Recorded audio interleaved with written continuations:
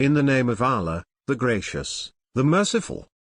A chapter that we have revealed, and made obligatory, and revealed in it clear verses, that you may take heed. The adulteress and the adulterer, whip each one of them 100 lashes, and let no pity towards them overcome you regarding Allah's law, if you believe in Allah and the last day. And let a group of believers witness their punishment. The adulterer shall marry none but an adulteress or an idolatress, and the adulteress shall marry none but an adulterer or an idolater. That has been prohibited for the believers. Those who accuse chaste women, then cannot bring 4 witnesses, whip them 80 lashes, and do not ever accept their testimony. For these are the immoral. Except for those who repent afterwards, and reform, for Allah is forgiving and merciful. As for those who accuse their own spouses, but have no witnesses except themselves, the testimony of one of them is equivalent to 4 testimonies, if he swears by Allah that he is truthful. And the 5th time, that Allah's curse be upon him, if he is a liar. But punishment shall be averted from her, if she swears 4 times by Allah, that he is a liar. And the 5th time, that Allah's wrath be upon her, if he is truthful. Were it not for Allah's grace upon you, and his mercy, and that Allah is conciliatory and wise. Those who perpetrated the slander are a band of you. Do not consider it bad for you, but it is good for you. Each person among them bears his share in the sin. As for him who played the major role, for him is a terrible punishment. Why, when you heard about it, the believing men and women did not think well of one another, and say, "This is an obvious lie." Why did they not bring 4 witnesses to testify to it? If they failed to bring the witnesses, then in Allah's sight, they are liars. Were it not for Allah's favor upon you, and his mercy, in this world and the hereafter, you would have suffered a great punishment for what you have ventured into. When you rumored it with your tongues, and spoke with your mouths what you had no knowledge of, and you considered it trivial, but according to Allah, it is serious. When you heard it, you should have said, "It is not for us to repeat this. By your glory, this is a serious slander." Allah cautions you never to return to the like of it, if you are believers. Allah explains the verses to you. Allah is knowing and wise. Those who love to see immorality spread among the believers, for them is a painful punishment, in this life and in the hereafter. Allah knows, and you do not know. Were it not for Allah's grace upon you, and his mercy, and that Allah is clement and merciful. O you who believe! Do not follow Satan's footsteps. Whoever follows Satan's footsteps, he advocates obscenity and immorality. Were it not for Allah's grace towards you, and his mercy, not one of you would have been pure, ever. But Allah purifies whomever he wills. Allah is all-hearing, all-knowing. Those of you who have affluence and means should not refuse to give to the relatives, and the needy, and the emigrants for the sake of Allah. And let them pardon, and let them overlook. Do you not love for Allah to pardon you? Allah is all-forgiving, most merciful. Those who slander honorable, innocent, believing women are cursed in this life and in the hereafter. They will have a terrible punishment. On the day when their tongues, and their hands, and their feet will testify against them regarding what they used to do. On that day, Allah will pay them their account in full, and they will know that Allah is the evident reality. Bad women are for bad men, and bad men are for bad women, and good women are for good men, and good men are for good women. Those are acquitted of what they say. There is forgiveness for them, and a generous provision. O you who believe! Do not enter homes other than your own, until you have asked permission and greeted their occupants. That is better for you, that you may be aware. And if you find no one in them, do not enter them until you are given permission. And if it is said to you, "Turn back," then turn back. That is more proper for you. Allah is aware of what you do. There is no blame on you for entering uninhabited houses, in which are belongings of yours. Allah knows what you reveal and what you conceal. Tell the believing men to restrain their looks, and to guard their privates. That is purer for them. Allah is cognizant of what they do. And tell the believing women to restrain their looks, and to guard their privates, and not display their beauty except what is apparent thereof, and to draw their coverings over their breasts, and not expose their beauty except to their husbands, their fathers, their husbands' fathers, their sons, their husbands' sons, their brothers' sons, their sisters' sons, their women, what their right hands possess, their male attendants who have no sexual desires, or children who are not yet aware of the nakedness of women. And they should not strike their feet to draw attention to their hidden beauty. And repent to Allah, all of you believers, so that you may succeed. And wed the singles among you, and those who are fit among your servants and maids. If they are poor, Allah will enrich them from His bounty. Allah is all-encompassing, all-knowing. And let those who do not find the means to marry abstain, until Allah enriches them from His bounty. If any of your servants wish to be freed, grant them their wish, if you recognize some good in them. And give them of Allah's wealth which He has given you. And do not compel your girls to prostitution, seeking the materials of this life, if they desire to remain chaste. Should anyone compel them, after their compulsion, Allah is forgiving and merciful. We have sent down to you clarifying revelations, and examples of those who passed on before you, and advice for the righteous. Allah is the light of the heavens and the earth. The allegory of His light is that of a pillar on which is a lamp. The lamp is within a glass. The glass is like a brilliant planet, fueled by a blessed tree, an olive tree, neither eastern nor western. Its oil would almost illuminate, even if no fire has touched it. Light upon light.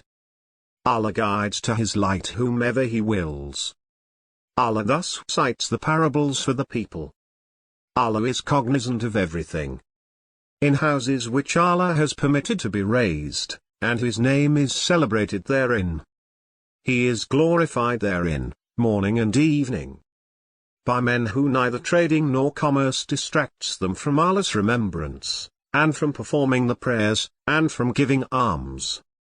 They fear a day when hearts and sights are overturned. Allah will reward them according to the best of what they did, and He will increase them from His bounty. Allah provides for whomever He wills without reckoning. As for those who disbelieve, their works are like a mirage in a desert. The thirsty assumes it is to be water. Until, when he has reached it, he finds it to be nothing, but there he finds Allah, who settles his account in full. Allah is swift in reckoning. Or like utter darkness in a vast ocean, covered by waves, above which are waves, above which is fog. Darkness upon darkness. If He brings out His hand, He will hardly see it.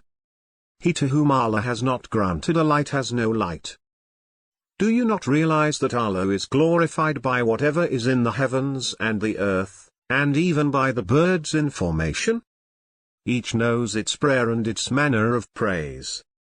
Allah knows well what they do. To Allah belongs the dominion of the heavens and the earth, and to Allah is the ultimate return. Have you not seen how Allah propels the clouds, then brings them together, then piles them into a heap, and you see raindrops emerging from its midst? How He brings down loads of hail from the sky, striking with it whomever He wills, and diverting it from whomever He wills. The flash of its lightning almost snatches the sight away. Allah alternates the night and the day. In that is a lesson for those who have insight. Allah created every living creature from water. Some of them crawl on their bellies, and some walk on 2 feet, and others walk on 4. Allah creates whatever He wills. Allah is capable of everything. We sent down enlightening revelations, and Allah guides whomever He wills to a straight path. And they say, "We have believed in Allah and the Messenger, and we obey," but some of them turn away afterwards. These are not believers. And when they are called to Allah and His Messenger, in order to judge between them, some of them refuse. But if justice is on their side, they accept it willingly. Is there sickness in their hearts? Or are they suspicious? Or do they fear that Allah may do them injustice? Or His Messenger? In fact, they themselves are the unjust. The response of the believers, when they are called to Allah and His Messenger in order to judge between them, is to say, "We hear and we obey." These are the successful. Whoever obeys Allah and His Messenger, and fears Allah, and is conscious of Him, these are the winners. And they swear by Allah with their solemn oaths, that if you commanded them, they would mobilize. Say, do not swear. Obedience will be recognized. Allah is experienced with what you do. Say, obey Allah and obey the Messenger. But if they turn away, then He is responsible for His obligations, and you are responsible for your obligations. And if you obey Him, you will be guided. It is only incumbent on the Messenger to deliver the clarifying message. Allah has promised those of you who believe and do righteous deeds, that He will make them successors on earth, as He made those before them successors, and He will establish for them their religion, which He has approved for them, and He will substitute security in place of their fear. They worship Me, never associating anything with Me. But whoever disbelieves after that, these are the sinners. Pray regularly, and give regular charity, and obey the Messenger, so that you may receive mercy. Never think that those who disbelieve can escape on earth. Their place is the fire, a miserable destination. O you who believe! Permission must be requested by your servants and those of you who have not reached puberty. On 3 occasions, before the dawn prayer, and at noon when you change your clothes, and after the evening prayer. These are 3 occasions of privacy for you. At other times, it is not wrong for you or them to intermingle with one another. Allah thus clarifies the revelations for you. Allah is knowledgeable and wise. When the children among you reach puberty, they must ask permission, as those before them asked permission. Allah thus clarifies His revelations for you. Allah is knowledgeable and wise. Women past the age of childbearing, who have no desire for marriage, commit no wrong by taking off their outer clothing, provided they do not flaunt their finery. But to maintain modesty is better for them. Allah is hearing and knowing.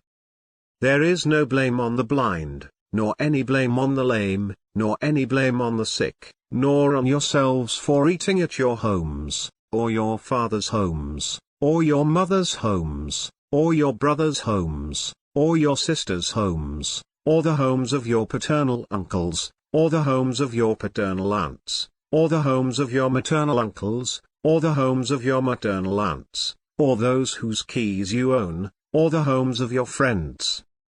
You commit no wrong by eating together or separately. But when you enter any home, greet one another with a greeting from Allah, blessed and good. Allah thus explains the revelations for you, so that you may understand. The believers are those who believe in Allah and His Messenger, and when they are with Him for a matter of common interest, they do not leave until they have asked Him for permission. Those who ask your permission are those who believe in Allah and His Messenger. So when they ask your permission to attend to some affair of theirs, give permission to any of them you wish, and ask Allah's forgiveness for them. Allah is forgiving and merciful. Do not address the Messenger in the same manner you address one another. Allah knows those of you who slip away using flimsy excuses. So let those who oppose His orders beware, lest an ordeal strikes them, or a painful punishment befalls them. Surely, to Allah belongs everything in the heavens and the earth. He knows what you are about. And on the day they are returned to Him, He will inform them of what they did.